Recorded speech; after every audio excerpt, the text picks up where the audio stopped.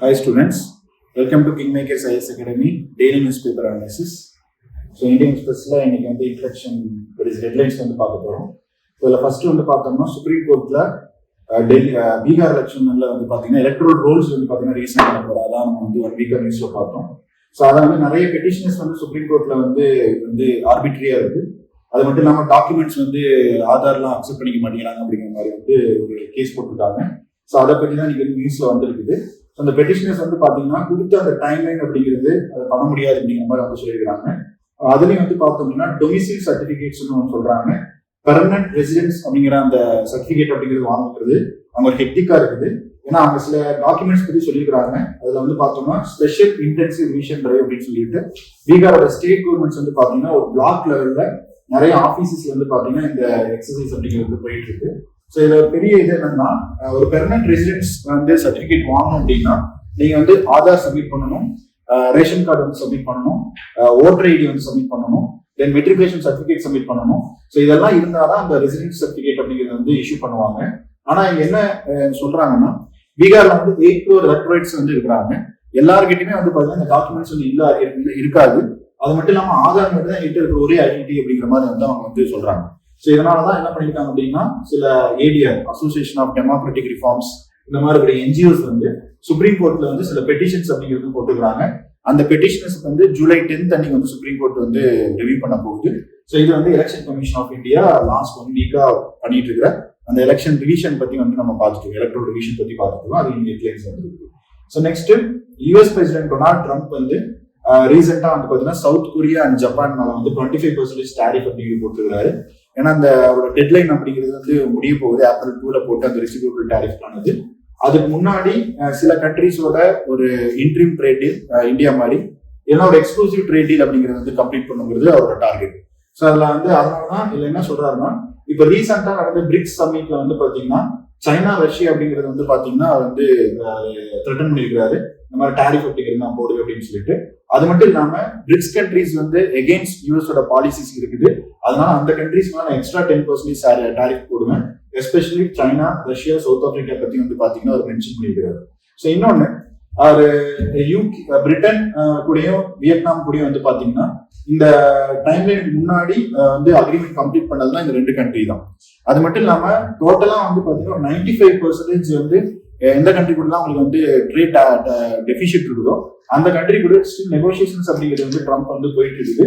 அதனால அவர் என்ன சொல்றாருன்னா, அந்த டெட்லைனுக்குள்ள நான் வந்து நெகோசியேஷன்ஸ் பண்ணிட்டேன் அப்படின்னு சொன்னா உங்களுக்கு வந்து டாரிஃப் வந்து எக்ஸ்ட்ரா டாரிஃப் வராது.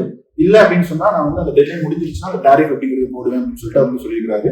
ஸோ இந்தியா கூட கன்க்ளூட் ஆக போகுது. ஸோ அதுக்கப்புறம் வந்து என்ன டாரிஃப் அப்படிங்கிறது அதுக்கப்புறம் தான் வந்து ஒரு கிளியர் பிக்சர் அப்படிங்கிறது கிடைக்கும். ஸோ இதுவும் நமக்கு குளோபல் எக்கனாமிக் ஆர்டர் அதே மாதிரி வந்து பார்த்தீங்கன்னா ட்ரேட் அண்ட் டாரிஃப் ரிலேட்டடா வந்து நம்ம ரொம்ப நாளா அந்த நியூஸ்ல வந்து பார்த்துட்டு இருக்கிறோம்.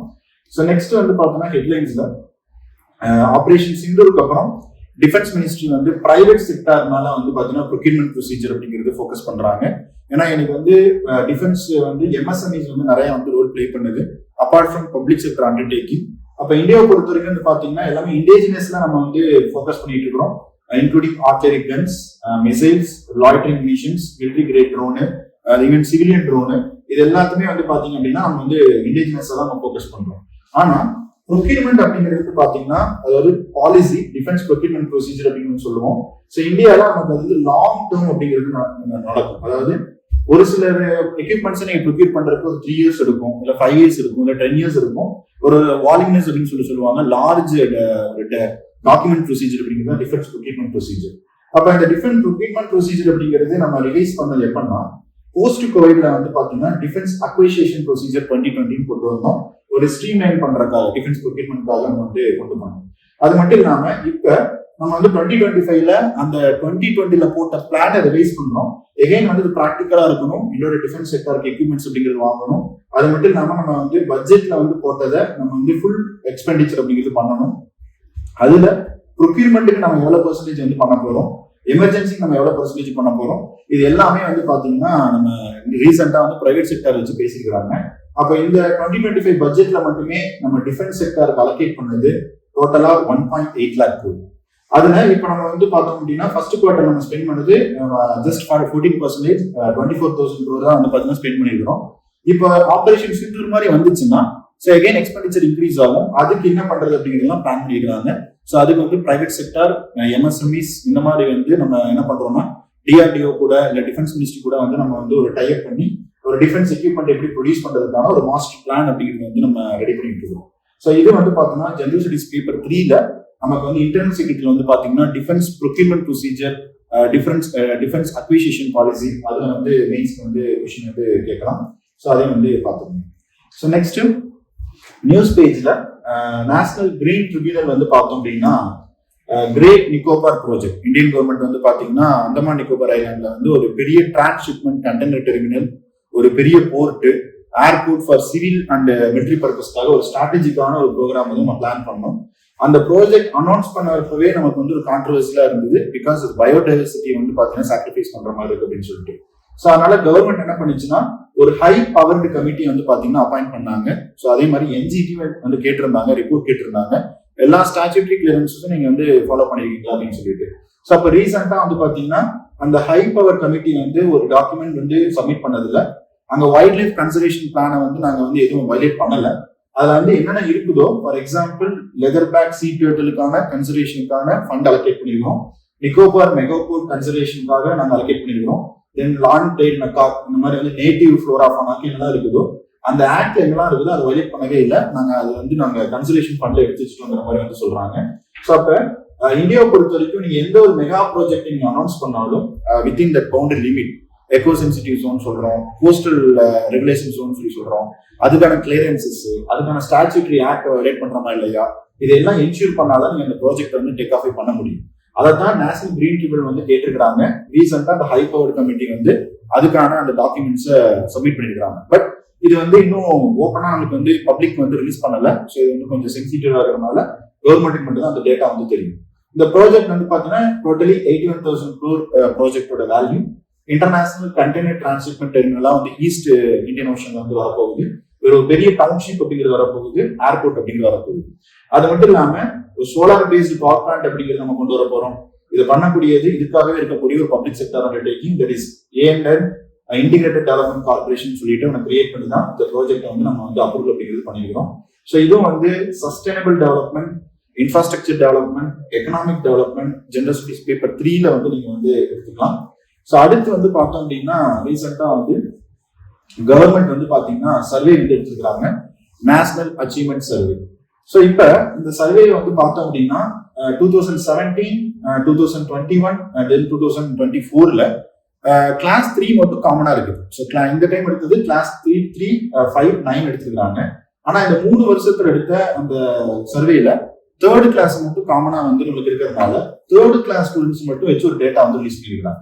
அப்படி அசஸ் பண்ணும்போது ஆல் ஓவர் இந்தியாவில் வந்து பாத்தீங்கன்னா லாங்குவேஜ்லயும் மேத்தமெட்டிக்ஸ்லயும் வந்து பாத்தீங்கன்னா 2021 விட பெட்டரா பெர்ஃபார்ம் பண்ணிருக்காங்க இந்தியாவில் இருக்கக்கூடிய கிளாஸ் 3 ஸ்டூடெண்ட்ஸ். பட் 2017 விட கொஞ்சம் டிராப் இருக்குது அப்படிங்கிற மாதிரி வந்து சொல்றாங்க. ஸோ அந்த சர்வே வந்து பாத்தீங்கன்னா பரட் ராஷ்டிரிய சர்வேன்னு சொல்லக்கூடிய survey, national achievement survey. 21 lakh students வந்து அசஸ் பண்ணிருக்காங்க கிளாஸ் 3, 6 and 9. 74,000 ஸ்கூல்ஸ் வந்து கம்ப்ளீட் பண்ணிருக்காங்க டிசம்பர் 2024ல. அப்ப இந்த இது வந்து எது பேஸ் பண்ணி இப்ப எடுத்ததுன்னா இந்த பாலிசி வந்து கொஞ்சம் ரீவாம் பண்ணிருக்காங்க. Because based on new education policy வச்சு பண்ணிருக்காங்க. அப்போ கிளாஸ் 3ல இருந்து வெளியே வந்தா அது foundation stage completed according to new education policy. அடுத்து கிளாஸ் 6ல இருந்து வெளியே வந்தா வந்து பாத்தீங்கன்னா preparatory stage, national education policy 2020 அப்படிதான் சொல்லிருக்காங்க. கிளாஸ் 9ல இருந்து வெளியே வரவங்க end of the middle stage. அதனால கிளாஸ் 3 இப்ப நம்ம வந்து ஒரு கட் ஆஃப் பாயிண்டா வச்சு கிளாஸ் 3 வச்சு 2021லயும் 2017லயும் எப்படி பெர்ஃபார்ம் பண்ணிருக்காங்கன்னு சொல்லிட்டு ஒரு டேட்டா எடுத்துக்கணும். அப்படி பார்க்கும்போது லாங்குவேஜஸ்ல ஸ்டோரி ரீடிங் அதெல்லாம் கொஞ்சம் 2017ல கொஞ்சம் டிராப் இருக்குதுன்னு தெரியுது பிகாஸ் ஆஃப் கோவிட் டிஸ்ட்ரப்ஷன்ஸ். அதே மாதிரி வந்து பாத்தீங்கன்னா நேஷனல் எஜுகேஷன் பாலிசிக்கான சில எதுவும் குவாலிட்டி வந்து அப்கிரேட் பண்ணணும் அப்படிங்கறது இந்த சர்வே வந்து உங்களுக்கு சொல்லுது. இதுவும் ஜெனரல் ஸ்டடீஸ் பேப்பர் 1ல நீங்க சொசைட்டிக்கு எடுத்துக்கலாம், தட் இஸ் ஹியூமன் டெவலப்மெண்ட்ல எடுத்துக்கலாம். அதே மாதிரி பேப்பர் 3ல வந்து பாத்தீங்கன்னா ஸ்கில் டெவலப்மெண்ட் அந்த மாதிரி வந்து ஹியூமன் டெவலப்மெண்ட் இண்டெக்ஸ் வந்து நீங்க வந்து யூஸ் பண்ணிக்கலாம். ப்ரிலிம்ஸ்லயும் கூட வந்து பாத்தீங்கன்னா பாலிசிஸ் ப்ரோக்ராம்ஸ் அப்படிங்கிறது வந்து கேட்பாங்க. ஸோ நெக்ஸ்ட் வந்து பார்த்தோம் அப்படின்னா பிஎம் வந்து BRICS summit Rio de Janeiro Brazil வந்து நடந்ததுல வந்து என்ன பேசியிருக்கிறார் அப்படின்னா, ஸோ மல்டிலேட்டரலிசம் அது வந்து ரொம்ப இம்பார்ட்டன்ட், தட் இஸ் யூனிபோலார் வேர்ல்டா இருக்கக்கூடாது. Financial matters regarding climate initiatives அதை பத்தி பேசியிருக்கிறாரு. ஏஐ அதோட ஃபியூச்சரோட எப்படி இருக்க போகுது அப்படின்னு பேசிக்கிறாரு. அது மட்டும் இல்லாம ஏஐயோட மிஸ்யூஸ் பத்தி நம்ம இன்னும் எப்படி டிஸ்கஸ் பண்ண போறோம் அப்படிங்கிறதையும் பேசிக்கிறாரு. அது மட்டும் இல்லாம இப்ப இருக்கிறது ரேர் எர்த் எலிமெண்ட்ஸ் சைனா வந்து எந்த அளவுக்கு ரெஸ்ட்ரிக்ட் பண்ணுது, அதனால மற்ற கண்ட்ரியோட இவியோட புஷ் வந்து எப்படி டிஸ்கஷன்ஸ் ஆகுது அதை பத்தி வந்து பாத்தீங்கன்னா மென்ஷன் பண்ணியிருக்கிறாரு. ஸோ இன்னொன்று வந்து பாத்தீங்கன்னா இந்தியா வந்து நெக்ஸ்ட் இயர்ல ஏஐ இம்பாக்ட் சமிட் அப்படிங்கிறது வந்து கண்டக்ட் பண்ண போகுது. அதுல நம்ம ethical conduct of AI, AI governance, அதோட டிரான்ஸ்பரன்சி ப்ரொசீஜர் பத்திலாம் வந்து பேச போறோம். அடுத்துல வந்து பார்த்தோம் அப்படின்னா பிரிக்ஸ்ல வந்து ஒரு இனிஷியேட்டிவ் வந்து ஸ்டார்ட் பண்ணிருக்காங்க. இந்தியா வந்து என்னன்னா பிரிக்ஸ் சயின்ஸ் அண்ட் ரிசர்ச் ரெபோசிட்டரி அப்படின்னு சொல்லிட்டு ஒன்று ஸ்டார்ட் பண்ணிருக்கோம். இந்த ரிசோர்ஸ் வந்து எதுக்குன்னா குளோபல் சவுத் கண்ட்ரீஸ்க்கு வந்து பாத்தீங்கன்னா புதுசா கண்டுபிடிக்கிற இன்னோவேஷன்ஸ், இன்வென்ஷன்ஸ் இதெல்லாம் வந்து ஸ்டார்ட் பண்ணிருக்கோம் வந்து இது பண்ணிருக்கோம். அது மட்டும் இல்லாம என்வரான்மெண்ட் COP30 குளோபல் ஹெல்த் அப்படிங்கிற டாபிக்ல வந்து பிஎம் வந்து நிறைய இருக்கக்கூடிய climate related diseases, life style diseases இதை பத்தி பேசியிருக்காரு. கிளைமேட் சேஞ்ச் பத்தி வந்து பேசியிருக்காரு. ஸோ அது மட்டும் இல்லாம பிரிக்ஸுக்கு வந்து பாத்தீங்கன்னா அவர் என்ன சொல்றாருன்னா building resilience and innovation for cooperation and sustainability அப்படிங்கிற ஒரு டேர்ம்ஸ் வந்து அவர் மென்ஷன் பண்ணியிருக்காரு. ஸோ இதுல பொலிவியன் பிரசிடென்ட்டை மீட் பண்ணியிருக்காரு, உருகுவேயோட பிரசிடென்ட் மீட் பண்ணியிருக்காரு. மோஸ்ட் ஆஃப் இந்த சவுத் அமெரிக்கன் பிரசிடென்ட்ஸ் வந்து அவர் மீட் பண்றப்ப எல்லாமே கிரிட்டிக்கல் லெவல்ஸ் பத்தினா வந்து பாத்தீங்கன்னா நம்மளோட பைலேட்டரல் ரிலேஷன்ஸ் வந்து இம்பார்ட்டன்ஸ் அப்படிங்கிறது நம்ம கொடுத்துருக்கிறோம். ஸோ இது வந்து பிரிக்ஸ் சமிட்ல வந்து பிஎம் வந்து மென்ஷன் பண்ண சில அந்த ஸ்டேட்மெண்ட்ஸ் பத்தி வந்து நம்ம பார்ப்போம். அடுத்து எக்ஸ்பிளைன்ல பார்த்தோம் அப்படின்னு சொன்னா ஃபோன் டேப்பிங் பத்தி ரீசெண்டா வந்து 2 ஹைகோர்ட் வந்து ஒரு ஜட்மெண்ட் வந்து கொடுத்துருக்காங்க. ஸோ அதை பத்தி தான் வந்து பார்க்கணும். அதாவது இந்தியாவை பொறுத்த வரைக்கும் நம்ம டேப் பண்றதுக்காக, நம்ம இன்டர்செப்ட் பண்றதுக்காக கம்யூனிகேஷன் சிஸ்டத்துக்கு வந்து 3 ஆக்ட் இருக்குது. தட் இஸ் பிரிட்டிஷ் எராவோட act, Indian post office act 1898. அது வந்து போஸ்ட் வழியா வந்து கம்யூனிகேஷன் வந்து இன்டர்செப்ட் பண்ணிட்டு இருந்தது. Indian telegraph act 1885. ஸோ இதுதான் வந்து பாத்தீங்கன்னா வாய்ஸ் கால்ஸ் நம்ம டேப் பண்ணிட்டு இருந்தது. அடுத்து வந்து பாத்தீங்கன்னா ஐடி ஆக்ட் 2000. இது வந்து நமக்கு எல்லாமே சோசியல் மீடியா இதெல்லாம் வந்து நம்ம பார்த்துட்டு இருக்குது. இப்ப இதுல என்ன இஷ்யூஸ் வந்திருக்கு அப்படின்னா டெலிபோனிக் கான்வர்சேஷனை வந்து ஒரு நேஷனல் எமர்ஜென்சி பப்ளிக் சேஃப்டி வச்சு நம்ம வந்து அதை பண்ண முடியுமா, அத்தரைசேஷன் கொடுக்க முடியுமா அப்படிங்கறதான் இந்த ஆர்டிகல் வந்து கொடுத்திருக்காங்க. ஸோ டெலிபோனிக் கான்வர்சேஷனை டேப் பண்றது அக்கார்டிங் டு டெலிகிராஃப் ஆக்ட்ல செக்ஷன் 5 என்ன சொல்லுதுன்னா ஸ்டேட் கவர்மெண்ட்டும் பண்ண முடியும், சென்ட்ரல் கவர்மெண்ட்டும் பண்ண முடியும், ஏதாவது வந்து பப்ளிக் சேஃப்டி இன்ட்ரெஸ்ட் வச்சு பண்ண முடியும். ஆனா அதே இதுல வந்து பார்த்தோம் அப்படின்னா 2017 அப்புறம் நமக்கு right to privacy fundamental right, right to free speech அப்படிங்கிறது கான்ஸ்டிடியூஷனல் ஃபண்டமெண்டல் ரைட், இதை வயலேட் பண்ற மாதிரி இருக்கக்கூடாது அப்படிங்கிறதும் அதில் மென்ஷன் பண்ணிருக்காங்க. But based on these grounds, sovereignty, integrity, security of the state, நம்மளோட பைலேட்டரல் ரிலேஷன்ஸ் அனதர் கண்ட்ரி கூட எஃபெக்ட் ஆகுதா, பப்ளிக் ஆர்டரு, இதெல்லாம் நம்ம என்ன பண்ண முடியும்னா இதை வச்சு நம்ம என்ன செய்யலாம் அப்படின்னா டாப்பிங் அப்படிங்கிறது பண்ண முடியும். ஏன்னா இது ஃபண்டமெண்டல் ரைட்ஸ்லயே ஆர்டிகல் 19ல கிளாஸ் 2ல ரீசனபிள் ரெஸ்ட்ரிக்ஷன்ஸ் அப்படிங்கிறதுல வந்து இருக்குது. ஸோ அப்படி பார்க்கும்போது இப்போ வந்து 2 கோர்ட்டுமே 2 டிஃப்ரெண்ட் ரூலிங்ஸ் வந்து கொடுத்துருக்காங்க. ஸோ அப்படி வந்து பார்த்தோம்னா டெல்லி ஹைகோர்ட் வந்து அந்த இன்டர்செப்ஷன் ஆர்டரை வந்து அப்ஹெல் பண்ணிருக்காங்க. பட் மெட்ராஸ் ஹைகோர்ட் வந்து அதை வந்து கிராஷ் பண்ணிருக்காங்க. அப்ப டெல்லி ஹைகோர்ட் வந்து பாத்தீங்கன்னா ஏதோ ஒரு கரப்ஷன் கேஸ்ல வந்து எக்கனாமிக் அஃபென்சஸ் அப்படிங்கறதுனால இது சீரியஸான வந்து ஒரு நேஷனல் இஷ்யூ, இது பப்ளிக் சேஃப்டில தான் எடுத்துக்க முடியும். ஒரு ஹோலிஸ்டிக்கா பார்க்கும்போது நம்ம என்ன செய்யலாம் அப்படின்னா இதை வந்து கவர்மெண்ட் பண்றது வந்து நம்ம வந்து அப்ஜெக்ட் பண்ண முடியாது அப்படிங்கிற மாதிரி சொல்லியிருக்காங்க. பட் அதே மெட்ராஸ் ஹைகோர்ட் என்ன சொல்லுதுன்னா வந்து ஒரு ஒரு டாக்ஸ் ரிலேஷனுக்காக நம்ம வந்து இந்த ஆக்டை வந்து நம்ம மிஸ்யூஸ் பண்ண முடியாது, போன் டேப்பிங் அப்படிங்கிறது வந்து இன்டர்செப்ட் பண்ணக்கூடாது அப்படிங்கிற மாதிரி வந்து மெட்ராஸ் ஹைகோர்ட் வந்து சொல்லியிருக்காங்க. அப்ப இது எதை வச்சு நம்ம இந்த ரூலிங் வந்து 2 கோர்ட்டும் கொடுத்துருக்காங்கன்னா 1997ல PUCL ஆஃப் இந்தியா கேஸ்ல சுப்ரீம் கோர்ட் வந்து அந்த டெலிகிராஃப் ஆக்டோட கான்ஸ்டிடியூஷனல் வேலிடிட்டியை அப்பீல் பண்ணிருக்குது. But same time procedural safeguard அப்படிங்கிறது அந்த அப்ளிகேஷன் ஓரியன்டா சொல்லிருக்குது. அப்படி பார்க்கும்போது போன் டேப்பிங் யாரெல்லாம் பண்ண முடியும்னா home secretaries of state and central government பண்ணலாம். அதுக்கு மேல வந்து பாத்தீங்கன்னா அந்த ஜாயிண்ட் செக்ரட்டரி கீழே இருக்கக்கூடிய எந்த ஆஃபீஸர்ஸும் அதை பண்ண முடியாது. அப்ப அதுக்கான சேஃப்கார்டு வந்து பாத்தீங்கன்னா அந்த ஜட்மெண்ட் இருக்குது. இப்ப ரீசெண்டா வந்து இந்த 2 ஹைகோர்ட் இப்படி வந்து ஒரு மாறி கொடுத்தனால மேபி சுப்ரீம் கோர்ட்டுக்கு தான் வந்து பாத்தீங்கன்னா ரிவ்யூ போகும். ஸோ அப்ப அவங்க என்ன ஸ்டாண்ட் எடுக்கிறாங்க அப்படிங்கிறத வெயிட் பண்ணி பார்க்கணும்.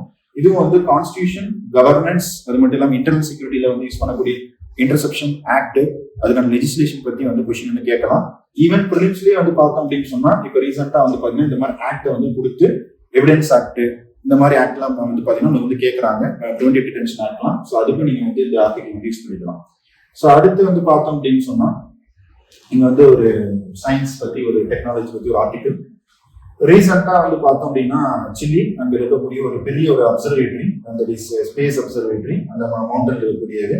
ஸோ அந்த டெலஸ்கோப் வந்து நேம் வந்து என்ன சொல்றாங்க அப்படின்னு பாத்தீங்கன்னா ஷிமோனி ஷர்வே டெலஸ்கோப் அப்படின்னு சொல்றாங்க. ஸோ இது ஒரு பெரிய பிரேக் த்ரூ, ஒரு பெரிய வந்து பாத்தீங்கன்னா நிறைய வந்து டார்க் மேட்டர்ஸ், டார்க் எனர்ஜி, அது மட்டும் இல்லாமல் ஆஸ்ட்ராய்ட்ஸ், நியர் எர்த் ஆப்ஜெக்ட்ஸ் எர்த்தில் இருக்கக்கூடிய எல்லாம் என்னென்ன இருக்குது இது எல்லாத்தையும் வந்து ஃபியூச்சரா வந்து நம்ம அசஸ் பண்றதுக்காக ஒரு டெலஸ்கோப் யூஸ் பண்ணிருக்கிறோம். ஸோ அந்த டெலஸ்கோப்போட இது என்ன அப்படின்னு பாத்தீங்கன்னா ஒரு ஆஸ்ட்ரானமர் நேம் வந்து ருபின் அப்படின்னு வந்து சொல்றாங்க. ஸோ அவரோட நேம்ல தான் அந்த டெலஸ்கோப் வந்து இருக்குது, ருபின் ஷிமோய் ஷர்வே டெலஸ்கோப். இது வந்து world largest camera, digital camera வந்து இருக்குது. ஸோ ஈக்குவலா வந்து பார்த்தீங்கன்னா ஸ்கையை வந்து சேம் டைம்ல வந்து பார்த்தீங்கன்னா வைட் லெவலில் வந்து அதை அப்சர்வ் பண்ணும். ஈக்குவல் டு ஒரு 40 ஃபுல் மூணை வந்து ஒரு லைன்ல வந்து அரேஞ்ச் பண்ணி நீங்க வந்து கேமரா எப்படி வச்சு டேப் பண்ணலாமோ அந்த அளவுக்கு வந்து பண்ண முடியும். அப்ப இது எதுக்கு அப்படின்னா ஒன்னு மில்கி வே ஸ்ட்ரக்சரை பத்தி ஸ்டடி பண்றதுக்காக, dark matter and dark energy. So யூனிவர்ஸை பொறுத்த வரைக்கும் ஒரு 60-70% வந்து பாத்தீங்கன்னா இந்த ஸ்டார்ஸ், மூணு, பிளானட்ஸ் எடுத்துட்டோம்னா 60 to 70% dark matter and dark energy தான். ஸோ அதை ஸ்டடி பண்றதுக்கு, தென் சோலார் சிஸ்டம் பத்தி நம்ம வந்து ரிவ்யூ பண்றதுக்கு, தென் அந்த ஸ்கையோட காஸ்மோஸ் எனர்ஜி அந்த சேஞ்ச் எல்லாம் பத்தி பாக்குறதுக்கு தான் இந்த ருபின் சர்வே டெலஸ்கோப் வந்து இது பண்ண போறோம். ஸோ அப்படி பாக்குறப்ப ஹபிள் ஸ்பேஸ் டெலஸ்கோப் வந்து எவ்வளவு எடுக்க முடியும், அதே மாதிரி ஜேம்ஸ் வெப் டெலஸ்கோப் வந்து எவ்வளவு நம்ம கேப்சர் பண்ண முடியும். ஸோ அதை காட்டிலும் வந்து பாத்தீங்கன்னா இது வைடா வந்து கேப்சர் பண்ண முடியும் பிகாஸ் ஆஃப் இந்த மிரரோட அரேஞ்ச்மெண்ட். ஸோ பிரைமரி மிரர் அப்படின்னு ஒன்று இருக்கு, செகண்டரி மிரர் அப்படின்னு ஒன்று இருக்கு, டெரிஷரி மிரர் ஒன்று இருக்குது.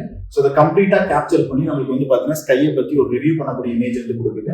ஸோ அது ஒரு முக்கியமான ஒரு ரெக்யூப்மெண்டா வந்து பார்க்கணும். அடுத்து செகண்ட் ஃபீச்சர் என்னன்னு பாத்தீங்கன்னா ஒரு பெரிய லார்ஜஸ்ட் டிஜிட்டல் கேமரா வந்து இந்த டெலஸ்கோப் இருக்குது. ஸோ ஐபோனோட 16 ப்ரோலயே 48 மெகா பிக்சல் தான் வந்து நமக்கு இருக்குது. பட் இதோட மெகா பிக்சல் வந்து 3200 மெகா பிக்சல்னு சொல்றாங்க. இதுல இருக்கக்கூடிய கேமராவோட சைஸ் வந்து ஈக்குவல் டு 1 கார் அளவுக்கு ஒரு 3000 kg அளவுக்கு இருக்கும்னு சொல்லி சொல்றாங்க.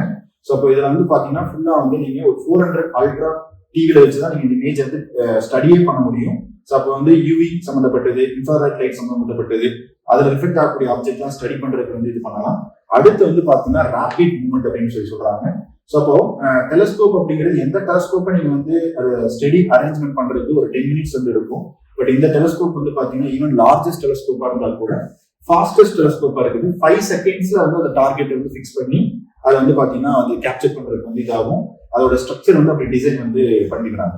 ஸோ அப்படி பாக்குறப்ப இது வந்து நமக்கு வந்து என்னெல்லாம் வந்து ஒரு பெரிய வந்து ஒரு ஹிடன் இதா இருக்கும், அஜெண்டா இருக்கும் அது யூனிவர்ஸ்ல, அதையெல்லாம் வந்து நம்ம வந்து ஸ்டடி பண்றதுக்கு வந்து யூஸ் பண்ணிக்க முடியும்னு சொல்லி சொல்றாங்க.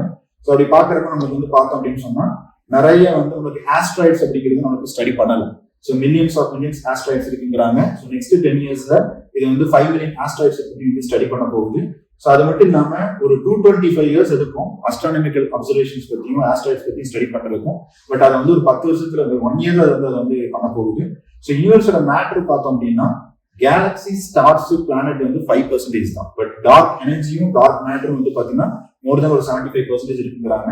ஸோ அதை பத்தி இது வந்து ஸ்டடி பண்ண போகுது. ஸோ அடுத்து வந்து பாத்தீங்கன்னா இது வந்து அமெரிக்கன் அஸ்ட்ரானமர் அவர் தான் இந்த டார்க் மேட்டரை பத்தி வந்து டிஃபைன் பண்ணது. பட் ரிசர்ச் அப்படிங்கிறது ஃபியூச்சர்ல நிறைய பேர் பண்ணாங்க. அதனால அந்த டேர்மை மென்ஷன் பண்ணனாலையும் அதை பத்தி சொன்னனாலையும் அவர் பேர்லயே இந்த டெலஸ்கோப் அப்படிங்கிறது வச்சிருக்காங்க. ருபின் ஷிமோய் சர்வே டெலஸ்கோப், லார்ஜஸ்ட் டெலஸ்கோப், சிலியில வந்து ஆண்டிஸ் மவுண்டன் வந்து வச்சிருக்காங்க. ஸோ இது நமக்கு ஜேம்ஸ் வெப் டெலஸ்கோப்லாம் வந்து ஜெனரல் ஸ்டடீஸ் பேப்பர் 3ல நமக்கு வந்து சயின்ஸ் அண்ட் டெக்ல வந்து கேட்பாங்க. ஈவன் பிரின்ஸ்ல வந்து பாத்தீங்கன்னா ஸ்பேஸ் அஸ்ட்ரானமி பத்தி வந்து கேட்பாங்க. ஸோ நீங்க அதுக்கு வந்து யூஸ் பண்ணிக்கலாம். அடுத்து யுஏஇயோட கோல்டன் விசா ஸ்கீம். ஸோ இது ஜென்ரலான ஒரு ஆர்டிகல் தான். ரீசெண்டா யுஏஇ வந்து பாத்தீங்கன்னா அபார்ட் ஃப்ரம் பிசினஸ் இன்வெஸ்ட்மெண்ட் இல்லாம நீங்க வந்து ஒரு 27 lakh இந்தியன் ருபீஸ்ல வந்து இது பண்ற மாதிரி நீங்க வந்து பே பண்ற மாதிரி இருந்ததுன்னா உங்களுக்கு வந்து அங்க பெர்மனன்ட் ரெசிடென்சி வந்து கொடுக்குற மாதிரி வந்து ரூல்ஸ் வந்து சேஞ்ச் பண்ணிருக்காங்க. ஸோ அப்போ வந்து கோல்டன் விசா அப்படின்னு சொல்லக்கூடியது இப்போ சில கண்ட்ரிஸ் வந்து கொடுக்குறாங்க, கோல்டன் பாஸ்போர்ட் கொடுக்குறாங்க பேஸ்ட் ஆன் த ஒர்க்கிங் இதுல வச்சு பெர்மிட்லாம் வச்சு. அப்ப இப்போ என்னன்னா இதுக்கு என்ன ரூல்ஸ் செட் பண்ணிருக்காங்க அப்படின்னு பாத்தீங்கன்னா நீங்க 5 to 10 years அங்க வந்து ரெசிடென்டா இருந்துட்டு இருக்கணும். அது மட்டும் இல்லாம நீங்க வந்து கேண்டிடேட்ஸ் வந்து ஒரு பப்ளிக் இன்வெஸ்டர்ஸா இருந்துட்டு இருக்கணும், ரியல் எஸ்டேட் இன்வெஸ்டர்ஸா இருந்துட்டு இருக்கணும். அது இல்லாம டாக்டர், சயின்டிஸ்ட், எனி ப்ரொஃபஷனல்ஸ் அந்த மாதிரி அப்ளை பண்ணலாம்னு வந்து சொல்லிக்கிறாங்க. ஸோ இது வந்து இப்ப ரிலீஸ் பண்ண அந்த ஸ்கீம் வந்து for Indian and Bangladeshi citizens தான் வந்து இந்த கோல்டன் விசா ஸ்கீம் வந்து சொல்லிக்கிறாங்க. ஸோ அதை பத்தி வந்து சின்ன அந்த கைட்லைன்ஸ் அப்படி கொடுத்துருக்காங்க. ஸோ ஜென்ரலா வந்து நீங்க வந்து இந்த யுஏஇ பத்தி இந்த கோல்டன் விசா வந்து பார்த்து வச்சுக்கோங்க. ஸோ அடுத்து வந்து பார்த்தோம் அப்படின்னா ரீசெண்டா வந்து காஷ்மீரோட ஹர்பன் ஹீட் அதை பத்தி வந்து பாக்குறப்ப அங்க ஸ்ரீநகர் சிட்டிலாம் வந்து பாத்தீங்கன்னா பெரிய லெவல்ல வந்து ஹையஸ்ட் டே டெம்பரேச்சர் அப்படிங்கிறது போயிருக்குது. பிகாஸ் ஜம்மு காஷ்மீர் வந்து ஒரு டெம்பரேட் கிளைமேட்ல இருந்தா கூட சம்மர்ல வந்து அது பீக் டெம்பரேச்சர் அட்டைன் பண்ணிருக்கு. குல்மார்க், பகல்காம் இங்க வந்து 30 டிகிரி செல்சியஸ்லாம் வந்து ரீசெண்ட் டைம்ஸ்ல போயிருக்குங்கிறாங்க. ஏன்னா வெஸ்டர்ன் டிஸ்டர்பன்ஸ் மூலமா ஜூலை ஆகஸ்ட் மந்த் எல்லாம் வந்து பாத்தீங்கன்னா உங்களுக்கு வந்து ரெயின்ஃபால் அப்படிங்கிறது வந்து கொடுக்கும். மற்ற டைம்லயும் வந்து டெம்பரேச்சர் அப்படிங்கிறது கண்ட்ரோலா தான் இருக்கும். இதுக்கு ரீசன் என்னன்னா நம்ம வந்து அர்பன் ஹீட் ஐலாண்ட் அப்படின்னு வந்து சொல்றோம். ஸோ அதாவது ரேபிட் அர்பனைசேஷன், காங்கிரடைசேஷன், அது மட்டும் இல்லாம வெஜிடேஷன் வந்து நம்ம வந்து குறைஞ்சிட்டு வருது. ஸோ இந்த மாதிரி இருக்கக்கூடிய காரணத்தினாலதான் இந்த மாதிரி வந்து நம்ம ஈவன் அந்த கூல் பிளேசஸ் கூட வந்து ஹீட் அதிகமா இருக்குன்னு சொல்லி சொல்றோம். அப்ப வந்து ஸ்ரீநகர் வேலையெல்லாம் வந்து பாத்தீங்கன்னா இப்ப என்ன ஆயிடுச்சு அப்படின்னா இந்த கிரீன் வேலி வந்து குறைஞ்சிருச்சு. வெஹிகுலர் டிராபிக் அப்படிங்கிறது வந்து இருக்குது, இண்டஸ்ட்ரியல் ஆக்டிவிட்டி அப்படிங்கிறது இருக்குது. ஸோ இதெல்லாம் இப்ப என்ன செஞ்சிருக்கு அப்படின்னு பாத்தீங்கன்னா இந்த ஹீட் அப்படிங்கிறது வந்து இன்க்ரீஸ் பண்ணிருக்குது. ஸோ பர்டிகுலரா JNK வச்சு ஒரு ஸ்டடி பண்ணிருக்காங்க, ஏன் வந்து எக்ஸ்ட்ரீம் டெம்பரேச்சர் சம்மர்ல வந்து ரீச் ஆகுது அப்படிங்கிற மாதிரி வந்து கொடுத்துருக்காங்க. ஸோ அடுத்து வந்து பார்த்தோம் அப்படின்னா பிரிக்ஸை பத்தி ஒரு எடிட்டோரியல் வந்து இன்னைக்கு வந்து வந்திருக்குது. ஸோ இந்தியாவை பொறுத்த வரைக்கும் வந்து பார்த்தோம் அப்படின்னா so political capital, diplomatic capital, இது வந்து ஒரு லாங் டேர்ம் இந்தியா வந்து இன்வெஸ்ட் பண்ணிருக்கு இந்த பிரிக்ஸ்ல. ஸோ அது வந்து நமக்கு என்ன தெரிய வருது அப்படின்னு பார்த்தோம்னா இந்தியா வந்து எது சஜஸ்ட் பண்ணுதுன்னா மல்டிபோலார் வேர்ல்ட், குளோபல் சவுத்துக்கான priority, inclusive development, sustainable development, global governance including economic order. Economic ஆர்டர்ல கூட பிரிக்ஸ் பத்தி வந்து பேசுறாங்க, டீடாலரைசேஷன் பத்தி பேசுறாங்க. ஸோ அதுல முக்கியமான பிளாட்ஃபார்ம் பிரிக்ஸ் வந்து நம்ம பாக்குறோம். அது மட்டும் இல்லாம பிரிக்ஸ் அப்படிங்கிறது என்ன அப்படின்னா பிரிட்டன் வுட் இன்ஸ்டிடியூஷன் வந்து ரிஃபார்ம் பண்ண சொல்லுது. ஏன்னா ஒரு 75 இயர்ஸா வந்து பாத்தீங்கன்னா அது அப்படியே வந்து டாமினேட் பண்ணிட்டு பத்தி பேசுறாங்க. ஸோ அடுத்து மட்டும் world bank, IMF reform, WTO reform, இதை பத்தி வந்து நம்ம பேசுறதுக்கான ஒரு பிளாட்ஃபார்மா வந்து இருக்குது. இன்னொன்னு அமெரிக்கன் ஹெஜிமனி பத்தி நம்ம அங்க வந்து மென்ஷன் பண்றாங்க. அது மட்டும் இல்லாம இப்ப வந்து பிரிக்ஸ் ஸ்டேட்ஸ் வந்து எலாபரேட்டா வந்து எக்ஸ்பேண்ட் பண்ணனால எல்லாருமே அந்த security, nuclear weapon program, Iran பத்தி இதை பத்திலாம் வந்து பாத்தீங்கன்னா நம்ம வந்து பேச வேண்டியதா இருக்குது. ஸோ அப்போ ரியோ டி ஜெனிரோ டிக்ளரேஷன் என்ன நமக்கு வந்து கொடுத்துருக்குது அப்படிங்கிற மாதிரி வந்து ஒரு ரேட்டர் வந்து கொடுத்துருக்காங்க. ஸோ நீங்க அதை வந்து சும்மா வந்து ரேட்டருக்காக நீங்க வந்து அதை பார்த்துக்கலாம். ஸோ அடுத்து வந்து பார்த்தோம்னா எக்கனாமிக் பேஜ்லயும் ஏன் வந்து பிரிக்ஸ் வந்து ட்ரம்போட டார்கெட்டா இருக்குது அப்படிங்கறத நீங்க வந்து பார்க்கும்போது, பிகாஸ் பிரிக்ஸோட கண்ட்ரிஸ் நீங்க எடுத்து பாத்தீங்கன்னா at present 45% of global population அந்த பிரிக்ஸோட நேஷன்ஸ் வந்து இது பண்ணுது. 35% ஆஃப் வேர்ல்டு ஜிடிபியை பிரிக்ஸ் கண்ட்ரிஸ் வந்து கான்ட்ரிபியூட் பண்ணுது. தென் இதோட ஃபவுண்டிங் மெம்பர்ஸ் அப்படின்னு பார்த்தா Brazil, Russia, India, China, South Africa. Then அதுக்கப்புறம் யாராவது வந்திருக்காங்கன்னா ஆப்பிரிக்கால இருந்து 2 countries, Egypt and Ethiopia. West ஏஷியால இருந்து 2 country, Iran and UAE. Then Indonesia வந்து பாத்தீங்கன்னா ஜான் 2025 வந்து பாத்தீங்கன்னா ஜாயின் பண்ணிருக்குது. ஸோ இப்போ வந்து அந்த 10 மெம்பர் குரூப்பிங்கா வந்து அது வந்து மாறி இருக்குது. ஸோ அப்ப என்னன்னா இந்த கண்ட்ரிஸ் எல்லாம் வந்து ஒரு குரூப்ல இருக்கும்போது இது யூஎஸ் இன்ட்ரெஸ்ட்டுக்கு வந்து ஆப்போசிட்டா இருக்கிற மாதிரி தான் அவங்க வந்து திங்க் பண்றாங்க. இந்த டீடாலரைசேஷன் பத்தி பேசும்போதோ இல்ல ட்ரேட் டாரிஃப் பத்தி பேசும்போதோ அமெரிக்கன் இன்ட்ரெஸ்ட் எகென்ஸ்டா இருக்கிற மாதிரி அவங்க நினைக்கிறாங்க. ஸோ அதனாலதான் ட்ரம்ப் வந்து பர்சனலாக ட்வீட் போட்டாரு, இந்த மாதிரி பிரிக்ஸ் கண்ட்ரிஸ் வந்து நான் எக்ஸ்ட்ரா டாரிஃப் அப்படிங்கிறது போடுவேன் அப்படின்னு சொல்லியிருக்காரு. ஸோ அதை பத்தி ஒரு எக்கனாமிக்ல வந்து இன்னைக்கு ஒரு ஆர்டிகல் வந்து கொடுத்துருக்காங்க. ஸோ அடுத்து வந்து பார்த்தோம் அப்படின்னா இந்தியாவோட எலக்ட்ரிக் வெஹிக்கிள் அடாப்ஷன்ல because of restrictions of China, இந்த ரேர் எர்த் எலிமெண்ட்ஸோட ரெஸ்ட்ரிக்ஷன்ஸ்னால என்ன நடக்க போகுதுங்கிற மாதிரி இப்ப நம்ம என்ன பண்றோம்னா ஒரு போர்டு ரூம் நம்ம பெரிய டிஸ்கஷன் அப்படிங்கிறது அப்படிதான் போயிட்டு இருக்குது. ஏன்னா இந்தியாவோட எலக்ட்ரிசிட்டி மொபிலிட்டி பிளான் வந்து கம்ப்ளீட்டா பேட்டரி எலக்ட்ரிசிட்டி வெஹிக்கிள் தான் நம்ம வந்து பண்ண போறோம், ஐசி இன்ஜின் ரீப்ளேஸ் பண்ணி. அதுக்கு தேவை லித்தியம் அயன் பேட்டரிஸ், அது எனர்ஜி ஸ்டோரேஜ் பண்றதுக்கு நமக்கு தேவை வந்து பாத்தீங்கன்னா இந்த கிரிட்டிக்கல் மினரல்ஸ். ஸோ இப்போ வந்து பாத்தீங்கன்னா டாடா நெக்ஸான், அந்த EV-யோட அந்த BYD ஆட்டோ, மஹேந்திரா BE6 இந்த மாதிரி இதெல்லாம் இந்தியால இப்ப நிறைய மார்க்கெட்ல வந்து இருக்குது. ஆனா இந்த கார் கம்பெனிஸ் என்ன கேட்கறாங்கன்னா சென்ட்ரல் கவர்மெண்டோட டார்கெட் வந்து 2030 வந்து பாத்தீங்கன்னா 30% of newly registered private cars வந்து EV-ல இருக்கணும், 40% ஆஃப் பஸ்ஸஸ் EV-யா இருக்கணும், 70% ஆஃப் கமர்ஷியல் கார் EV-யா இருக்கணும், 80% ஆஃப் 2 வீலர்ஸ் 3 வீலர்ஸ் வந்து பாத்தீங்கன்னா எலக்ட்ரிக் கார் வந்து நம்ம அட்டைன் பண்ணுங்கிறது தான் நம்மளோட டார்கெட். ஓகே, அப்ப இதெல்லாம் நம்ம அச்சீவ் பண்ணணும்னா நமக்கு வந்து இந்த ரேர் எர்த் எலிமெண்ட்ஸோட ரெஸ்ட்ரிக்ஷன்ஸ் எப்படி நம்ம வந்து இது பண்ண போறோம். ஏன்னா இது வந்து பர்டிகுலர்லி பார்க்கும்போது நியோட்னியம், அயன், போரான், இப்போ அதே மாதிரி இந்த சைனா ரெஸ்ட்ரிக்ட் பண்ண அந்த ஒரு 10 கிரிட்டிக்கல் மினரல் இதை பத்திலாம் வந்து பாத்தீங்கன்னா இப்போ வந்து கவர்மெண்ட் வந்து டிஸ்கஷன் பண்ணிட்டு இருக்காங்க. இந்த சப்ளை செயினை எப்படி நம்ம இது பண்ண போறோம், பேலன்ஸ் பண்ண போறோம், இந்த டிஸ்கிரிப்ஷன்ஸ் எப்படி நம்ம வந்து இது ஃபேஸ் பண்றதுங்கிற மாதிரி இது பண்றாங்க. ஸோ இதையும் நீங்க வந்து சஸ்டைனபிள் டெவலப்மெண்ட் இல்லைனா வந்து கிரிட்டிக்கல் மினரல்ஸ் ஜியோகிராஃபிக்கு நீங்க எடுத்துக்கலாம், இல்ல பேப்பர் 3 எக்கனாமிக் டெவலப்மெண்ட்டுக்கு வந்து நீங்க இந்த ஆர்டிகல் வந்து நீங்க எடுத்துக்கலாம். ஸோ இது வந்து இன்னைக்கு வந்து எக்கனாமிக் பேஜ்ல வந்து இந்த EV பத்தி அனாலிசிஸ் அப்படிங்கிறது கிடைக்குது. ஸோ இப்போ ஹிந்துல பாக்குறப்ப எடிட்டோர்ல வந்து பார்த்தோம் அப்படின்னா MSMEs வந்து பாத்தீங்கன்னா உமன் லெட் MSMEs பத்தி ஒரு டேட்டா வந்து ரிலீஸ் பண்ணிருக்காங்க. ஸோ இந்தியாவோட MSMEsல உமன் வந்து கான்ட்ரிபியூட் பண்றது எந்த அளவுக்கு இருக்குங்கிறதா இந்த ஆர்டிகல் பேஸ். அப்படி பாக்குறப்ப 30% ஆஃப் ஜிடிபி வந்து இந்தியாவில் எம்எஸ்எம்இஸ் கான்ட்ரிபியூட் பண்ணுது. அதை 35% நம்ம வந்து இன்க்ரீஸ் பண்ண போறோம் இந்த இயர்ல. எக்ஸ்போர்ட்ஸ்லயும் 40% வந்து பாத்தீங்கன்னா எம்எஸ்எம்இஸ் வந்து கான்ட்ரிபியூட் பண்ணுது. பட் என்ன சேலஞ்ச் இருக்கு அப்படின்னு பார்த்தோம்னா ஃபார்மல் கிரெடிட் கிடையாது, கிரெடிட் கேப் அதிகமா இருக்குது. ஸோ அது மட்டும் இல்லாம இந்த உமன் லெட் பிசினஸ் வந்து ரன் பண்றது அப்படிங்கிறது வந்து பாத்தீங்கன்னா ரொம்ப கம்மியா இருக்கு இந்தியாவை பொறுத்த வரைக்கும். ஈவன் வந்து நம்ம இந்த ஸ்கீம்ஸ் வந்து பாத்தீங்கன்னா நம்ம முத்ரா யோஜனா கொண்டு வந்த பிறகு நம்ம இண்டிவிஜுவல் செல்ஃப் எம்ப்ளாய்மெண்ட் நம்ம பண்ற மாதிரி தான் பண்றோம். உமனுக்கு நம்ம நிறைய பேங்க் அக்கௌண்ட் ஓப்பன் பண்ணிருக்கோம். ஸோ அப்படி இருந்துமே அவங்களுக்கு ஃபினான்சியல் அசிஸ்டன்ஸ் வந்து கொஞ்சம் லேக் ஆகுற மாதிரி வந்து சொல்லியிருக்காங்க. ஸோ அதுக்காக நம்ம நிறைய வந்து சிட்பி பேங்க் கிரெடிட் கேரண்டி அப்படிங்கிறது நம்ம கொடுக்குறோம். அதே மாதிரி வந்து பாத்தீங்கன்னா உதயம் அசிஸ்ட் போர்ட்டல், ஸோ ஃபுல்லா ப்ரியாரிட்டி செக்டார் லெண்டிங்ல எப்படி நம்ம ஃபார்மலைசேஷன் பண்றது. ஸோ அப்போ 1.8 crore இந்த எம்எஸ்எம்இஸ் வந்து பாத்தீங்கன்னா இந்த போர்ட்டல் ரிஜிஸ்டர் பண்ணிருக்காங்க.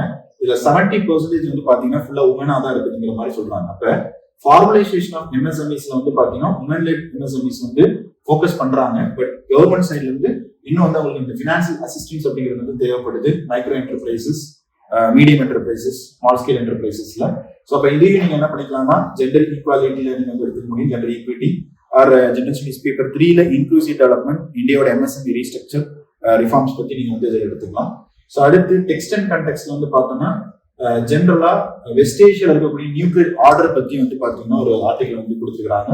ஸோ அதுக்கு ரீசன் வந்து பாத்தீங்கன்னா இஸ்ரேல் வந்து ஏன் ஈரானோட அந்த ஜாயிண்ட் காம்ப்ரிஹென்சிவ் பிளான் ஆஃப் ஆக்ஷனை அப்போஸ் பண்ணாங்க. ஏன்னா அவங்க வந்து என்ரிச்மெண்ட் அப்படிங்கிறது வந்து அவங்க ஸ்டாப் பண்ணல, என்ரிச்மெண்ட் அப்படிங்கிறது பண்ணாங்க. ஈவன் வந்து ஈரான் வந்து பாத்தீங்கன்னா 1970ல அவங்க வந்து நான் ப்ராலிஃபரேஷன் ட்ரீட்டில வந்து சைன் பண்ணாங்க. அதுக்கப்புறம் வந்து பாத்தீங்கன்னா 1990s மேல இந்த ஈரான் ஈராக் வார்க்கு அப்புறம் அவங்களுக்கு வந்து நெய்பர்ல இருந்து நிறைய த்ரெட் இருந்தனால அந்த நியூக்ளியர் என்ரிச்மெண்ட் அப்படிங்கிறத ஸ்டார்ட் பண்ணாங்க.